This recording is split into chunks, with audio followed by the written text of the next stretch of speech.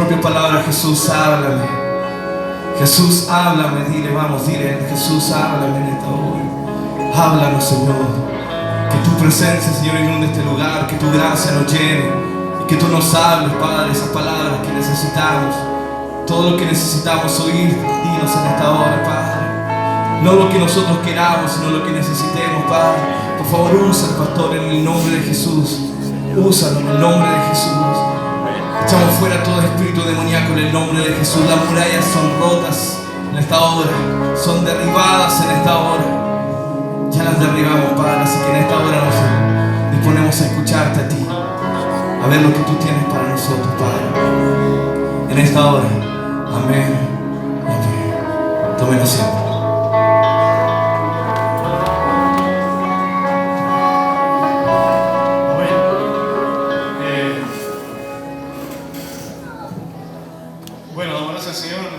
Esta semana, la verdad que igual para algunos a lo mejor ha sido un poco cansadora, pero damos gracias por todo. Por los que no lo saben, comenzamos el día jueves, el día viernes, el día sábado con prédica y estudios, talleres, por el pastor Alberto Procochuk, que él viene de Argentina, La Plata. Logramos, bueno, hubo un sentir en nuestro pastor que él, como nos comentaba, después fue de alguna manera confirmado y la convención quiso invitar al pastor Alberto, que estuvo allí, y el pastor Alberto accedió. Tuvimos algunas reuniones planificando esto y hoy día, si miramos para atrás, podemos ver que Dios ha sido bueno. Que Dios ha sido bueno. Bueno, de gracias a Dios porque tuve la bendición de poder conocerle, se hospedó en nuestro hogar. Estábamos muy nerviosos con Maite. ¿Dónde está Maite? Se fue. Pero damos gracias al Señor por todo lo que Él ha hecho. Ya hemos visto en Él un hombre sencillo, humilde, y ahí nos damos cuenta cómo habla.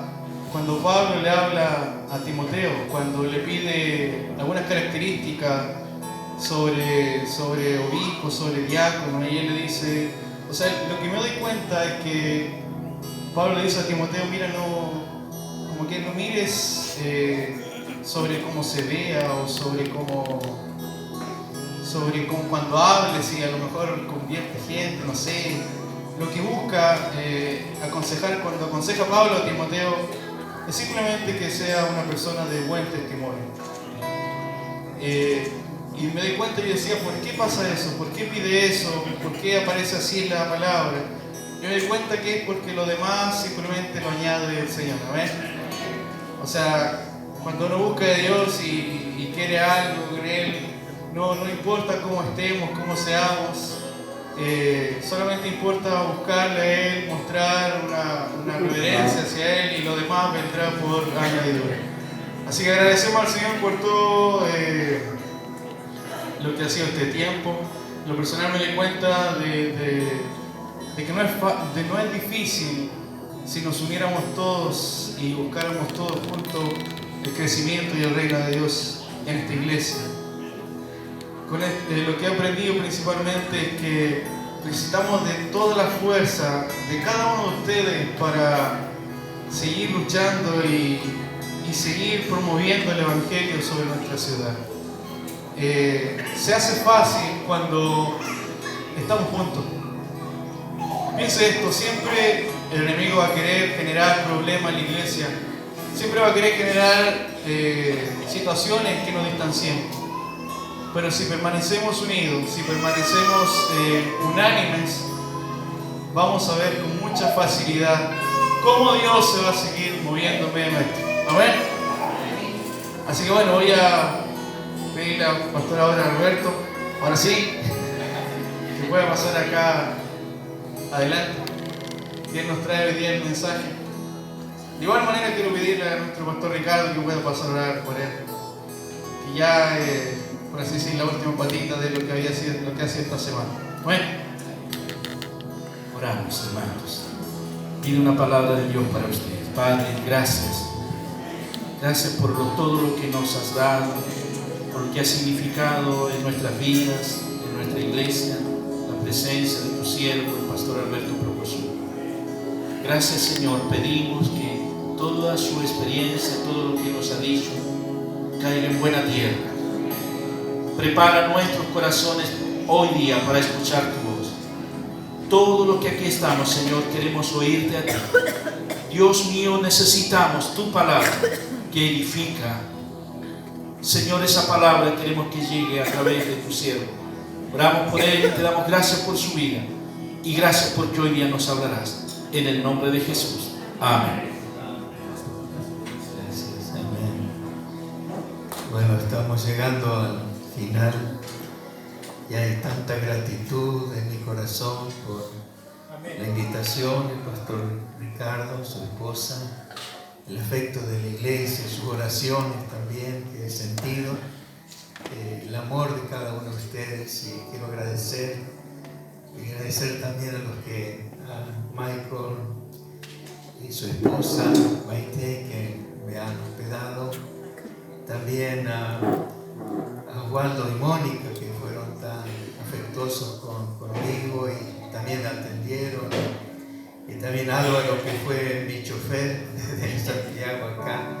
Bueno, a todos ustedes, hermanos, fue una semana muy bendecida para mí, ver su amor y su servicio, su dedicación al Señor. Que Dios los siga bendiciendo.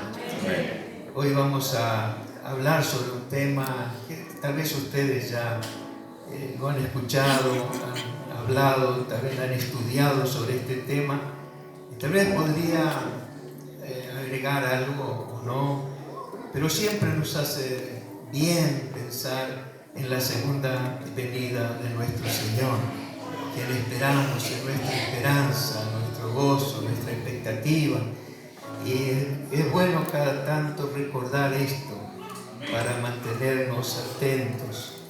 Y vamos a abrir nuestra Biblia en Hechos capítulo 1, aunque hay muchos pasajes que hablan de la venida, pero este me parece significativo. Hechos capítulo 1, versos 6 al 11, que dice así: Entonces los que se habían reunido le preguntaron diciendo: Señor, ¿restaurarás el reino de Israel en este tiempo?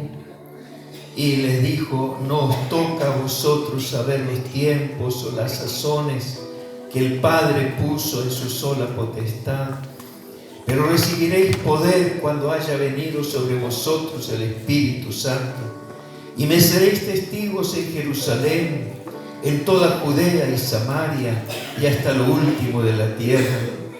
Y habiendo dicho estas cosas, viéndolo ellos, fue alzado, y le recibió una nube que le ocultó de sus ojos. Y estando ellos con los ojos puestos en el cielo, entre tanto que él se iba, y aquí se pusieron junto a ellos dos varones con vestiduras blancas, los cuales también les dijeron: varones hermanos, varones galileos, ¿por qué estáis mirando al cielo? Este mismo Jesús que ha sido tomado de vosotros al cielo, así vendrá como lo habéis visto ir al cielo. Amén. Este mismo Jesús que ustedes vieron que se perdía allí en el horizonte, en el espacio, y se volvía a un punto hasta que desapareció, un día va a regresar. Esa es nuestra expectativa, y creo que cada creyente en Cristo espera la segunda venida, como esperaron los tesalonicenses. Ellos eran tan nuevitos, solamente Pablo estuvo con ellos 3 días de reposo, y no pudo estar más, no pudo discipularlos mucho más que esas semanas. Podemos decir 3 semanas, solamente 21 días que estuvo en Tesalónica, porque vino una oposición muy fuerte, tuvo que dejar la ciudad. Y él quedó preocupado cuando bajó, por supuesto, en Tesalónica, pues llega, ahí está, hasta Atenas llega a Corinto, y estando en Corinto envía así a Timoteo para ver cómo están los hermanos, y traen noticias maravillosas, que ellos salieron a predicar por toda Macedonia y Acaya, hablando de la venida de Jesucristo y del juicio que viene y todo. Es decir, se volvieron en pocos días expertos en cuanto a la venida del Señor Jesús. Por eso el apóstol Pablo, cuando le escribe ya la segunda carta, él le dice acerca de los tiempos y las ocasiones: no tenéis necesidad, hermanos, de que os escriba, porque vosotros sabéis perfectamente que el día del Señor vendrá así como ladrón en la noche. Mas vosotros, hermanos, no estáis en tinieblas, para que aquel día os sorprenda como ladrón. Es decir, ustedes están preparados, ustedes no van a ser sorprendidos. Va a venir de una manera instantánea, inesperada. Nadie sabe el día, ni la hora, ni el año, nada de la venida del Señor Jesucristo, pero eso lo sabían bien, porque vendría de manera rápida, no habría tiempo de nada. Pero ellos no estaban desapercibidos, ellos no estaban tampoco preocupados por eso, sino expectantes de la venida. No estaban en tinieblas, dice el apóstol San Pablo. Y yo quisiera presentar algunas pruebas de lo que es la venida de Cristo, que es una venida llamada escatológica. La palabra escatología se compone de dos palabras griegas: katos, que significa fin, el término de todo; logía, que significa estudio, estudio del fin. Porque junto con la venida de Jesucristo todas las cosas llegarán al fin, al término de todo. Entonces, como es el final de todo, es sumamente necesario que sepamos cuáles son las principales señales. Se ha escrito tanto, he leído tantos libros, incluso hice una tesis en el seminario sobre el libro de Apocalipsis. He tomado como materia cuatrimestral el libro de Apocalipsis y las señales, las distintas interpretaciones y todo lo demás. Y veo que hay tanta interpretación tan distinta una de otra, pero hay algo que queda claro. Hay evidencias que yo solamente quisiera mencionar, aquello en lo cual no hay ninguna duda que es una señal de su segunda venida. Que nosotros estemos preparados como los tesalonicenses, que sabemos cuáles son las señales. Y la primera señal que quisiera que podamos reflexionar es la que se encuentra en el libro de Daniel, capítulo 12, 4, que también habla del fin, y dice así: pero tú, Daniel, cierra las palabras y sella el libro hasta el tiempo del fin, hasta el tiempo del katos, del fin, cuando termina todo. Muchos correrán de aquí para allá. Muchos correrán, es decir, va a haber un movimiento mundial, gente que se va a trasladar de un país a otro, como está ocurriendo ahora, de un lado a otro, de una manera rápida que nunca sucedió tanto en la historia. Esa movilización mundial, y dice, la ciencia aumentará. Una evidencia clara: nunca antes en la historia se ha desarrollado tanto el conocimiento científico. No hace falta mencionar esto, está a nuestra vista, lo vemos en la tecnología permanentemente.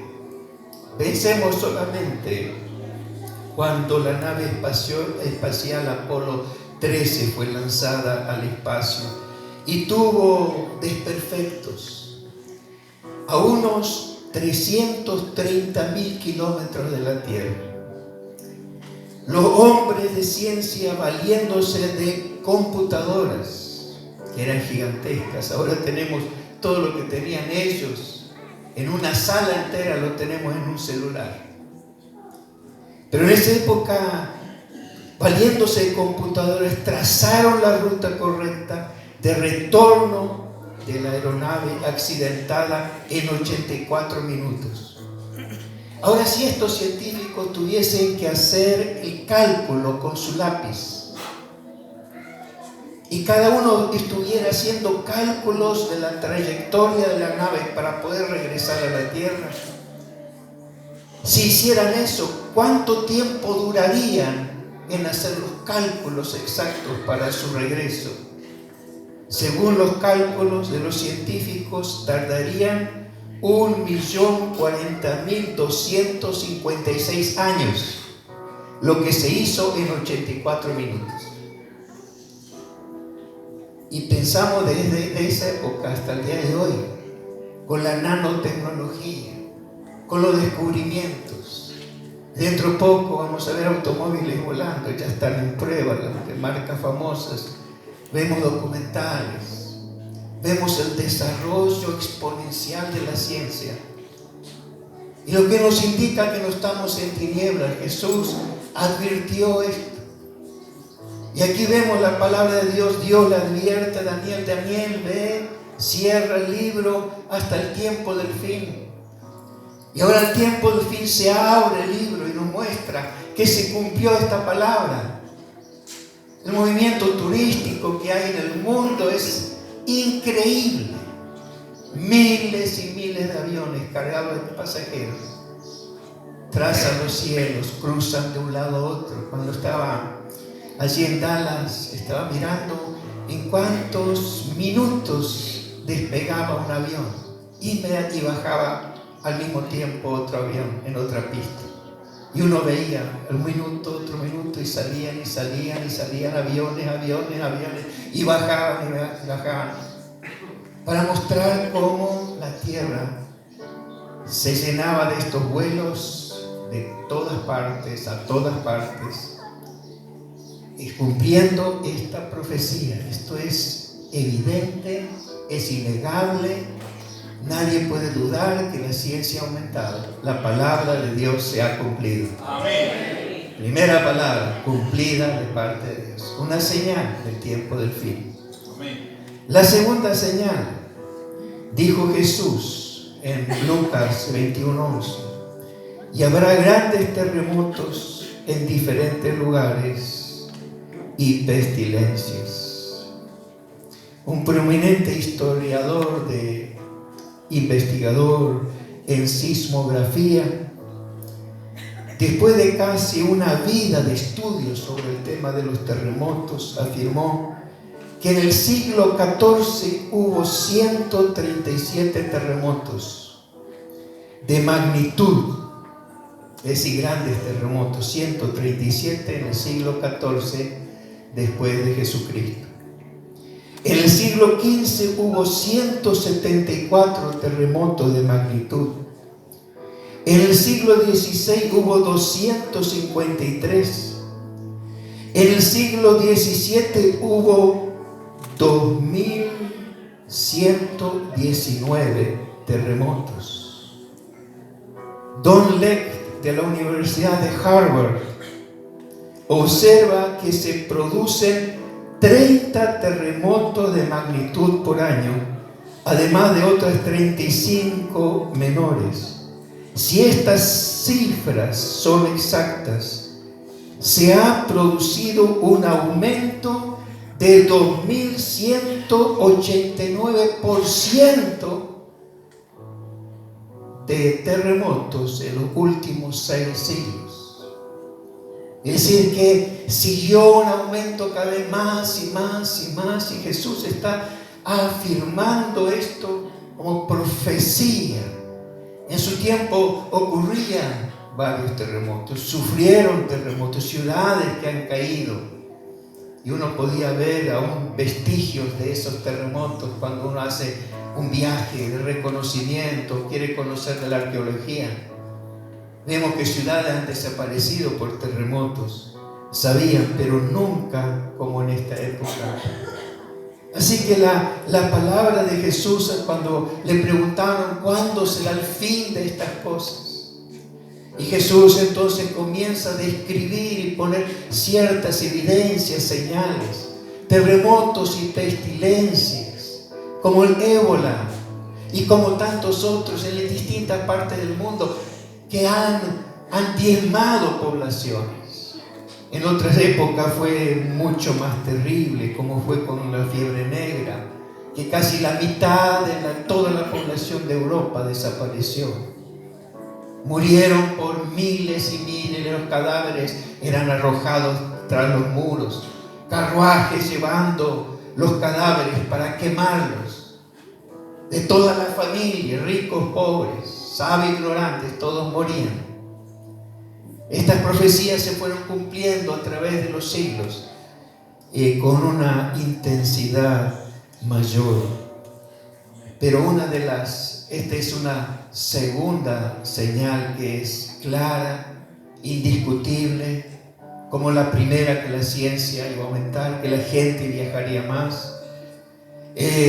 La evidencia son claras, pero la tercera evidencia, que es tal vez la más notable, es la nación de Israel.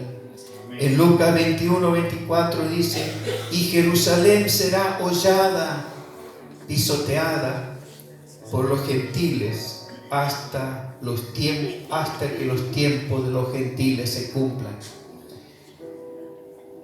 Israel del año 70, que cayó en manos del gobierno romano.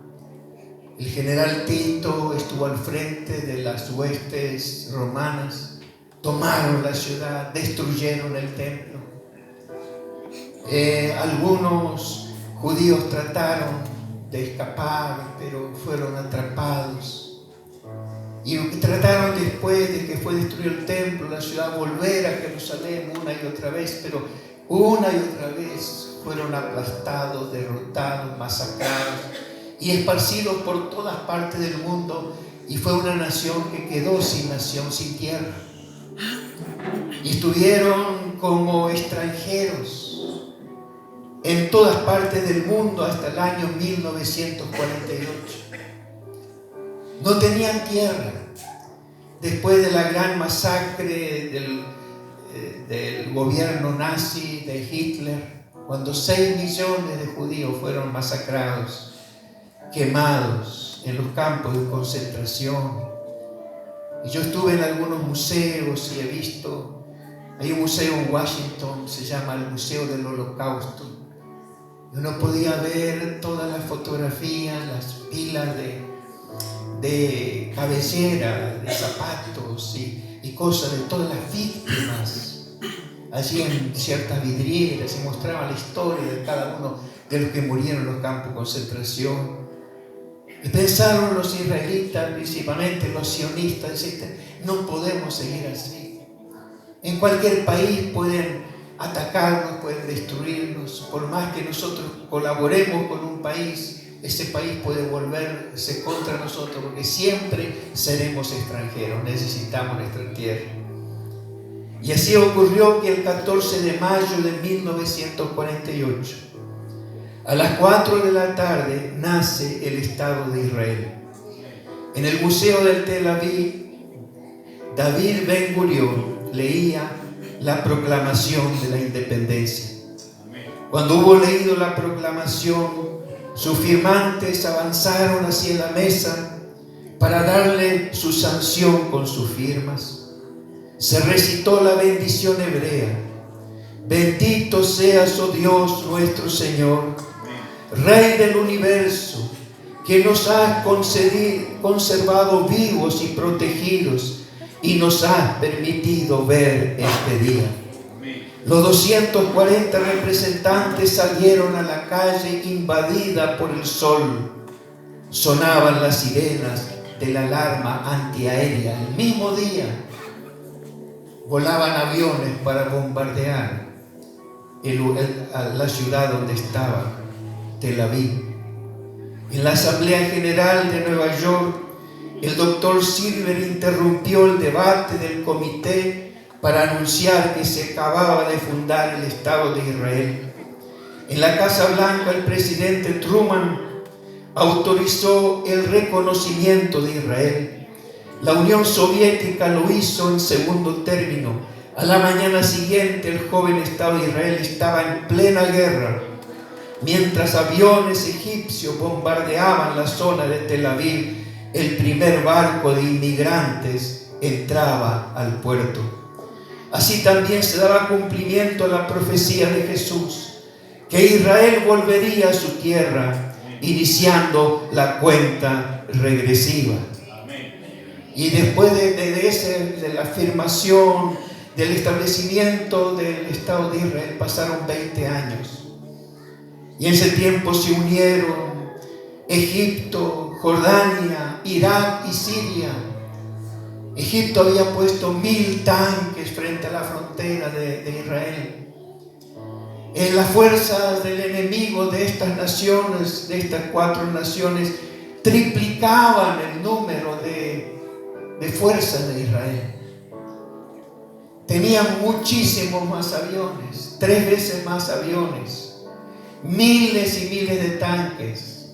Si pensamos solamente en Egipto, lo que era 1000 tanques en la frontera, más los que estaban en el norte y hacia el este, Israel estaba siendo amenazada, en cualquier momento sería atacada. Y allí, entre el 5 y el 10 de junio de 1967, Israel atacó a las 4 naciones. En 6 días ganó la guerra y recuperó Jerusalén. Y después de tantos siglos, los pies de los judíos volvían a pisar la ciudad santa, cumpliendo la palabra de Jesús. El tiempo de los gentiles se ha cumplido. Ahora Israel es nación. Jesús está diciendo, cuando suceda esto, el tiempo está cerca. El tiempo de la venida está cerca. Han pasado, yo estaba estudiando en Buenos Aires cuando escuché en la calle, Israel entró en guerra. Ay, mi corazón saltó. ¿Qué pasó? Era la guerra de los 6 días. Todos los diarios hablaban de eso y de la impactante victoria, la recuperación de extensos territorios, pero principalmente de Jerusalén. La palabra de Jesús se había cumplido nuevamente. Ahora, ¿cuál es nuestra esperanza escatológica del tiempo del fin? A veces alguno piensa en el fin con cierta inquietud. ¿Y qué va a pasar ahora? Con cierto temor. Sin embargo, en cuanto al mundo que nos rodea, la creación de Dios, ¿cómo ve la segunda venida? En Romanos 8:19 dice, porque el anhelo ardiente de la creación es aguardar la manifestación de los hijos de Dios. Porque también la creación misma será libertada de la esclavitud de corrupción a la libertad gloriosa de los hijos de Dios. La venida de Jesucristo traerá libertad gloriosa a los hijos de Dios. Nos traerá una libertad gloriosa. Dice, toda la creación gime deseando esa libertad también. Ser libre de la corrupción, ser libre de la enfermedad, ser libre de la muerte. La creación espera esta manifestación. En cuanto a los cristianos, Pablo dice en 1 Tesalonicenses 4:17, y así estaremos siempre con el Señor. Por tanto, alentaos los unos a los otros con estas palabras, alentándonos, animándonos. No te preocupes, el Señor ya viene. El Señor ya viene. Ahora, en cuanto al significado de esta esperanza, yo quiero mencionar 3 puntos fundamentales. Primero, significa la demostración que la muerte va a ser destruida. La destrucción de la muerte y del mal. 1 Corintios 15:26 dice, el postrer enemigo que será destruido será la muerte. Amén, sí, Señor. Ya no tendrá que llorar sobre el cadáver de una madre de su hijo. Ya nadie más tendrá que llevar a enterrar al muerto, porque la muerte ha desaparecido. El enemigo ha sido destruido. Oh muerte, yo seré tu muerte, dice el Señor. El Señor destruirá la muerte. Enjugará a Dios toda lágrima de los ojos de ellos. Y ya no habrá más llanto ni dolor, porque las primeras cosas pasaron. Realmente gloriosa venida del Señor. Saber que cuando Él viene, la muerte deja de existir. Terminó su imperio, el imperio de la muerte. En segundo lugar, significaba la instauración del reino de Cristo. Porque preciso es que Él reine, dice la palabra de Dios, hasta que todos sus enemigos queden bajo el estrado de sus pies. Así que la venida de Cristo es para que todos los enemigos de Cristo, todas las fuerzas satánicas, todas las fuerzas malas que nos hicieron tanto daño, tanta enfermedad, que trajeron la muerte, el mismo pecado, todos bajo los pies de Cristo. Jesucristo dominando. Se terminó el mal.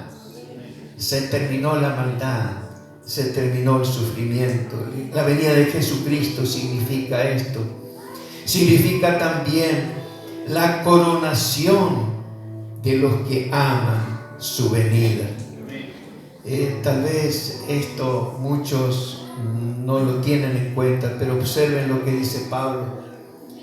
Por lo demás me está guardada la corona de justicia, la cual me dará el Señor, juez justo, en aquel día, y no solo a mí, sino también a todos los que aman su venida. De aquel día podemos imaginar, está sentado en su trono Dios y Jesucristo, su Hijo, el Padre, y vienen todas las naciones y está coronando, está poniendo una corona. Llama a Pablo, dice, me dará la corona a mí. Coronado Pablo, los que le sirvieron, y los mártires que sirvieron al Señor. Pero después dirá a todos los que amaron la venida, los que anhelaron que Jesucristo venga, vengan aquí.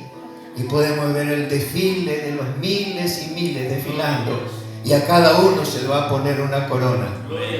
¿Por qué se pone la corona? Porque ellos amaron la venida de Jesús. Si amas la venida de Jesús, serás coronado. Dice la palabra de Dios.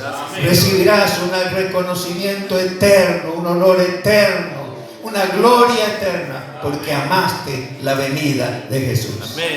Porque has dicho, Maranata, ven Señor Jesús. Como Juan en Apocalipsis termina el libro diciendo, ven Señor Jesús. Anhelo tu venida, anhelo tu reino. Significa también su venida una transformación y pureza continua. Dice así, sabemos que cuando Él se manifieste, cuando Jesucristo venga, manifestarse, darse a conocer, se le puede ver. Ahora no lo vemos. Él está entre nosotros, no lo vemos.